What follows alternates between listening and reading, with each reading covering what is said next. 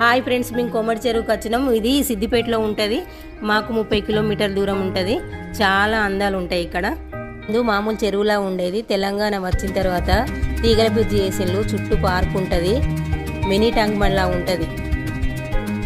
Night అయితే చాలా బాగుంటుంది. లైటింగ్ అంత ఉండి తెలంగాణ సాంగ్స్తోని లేజర్ షో ఉంటుంది.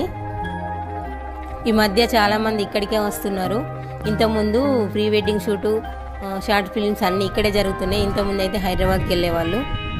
తెలంగాణలో ఇలాంటి అందాలు ఎన్నో దాగున్నాయి. మనం చూద్దాం రండి.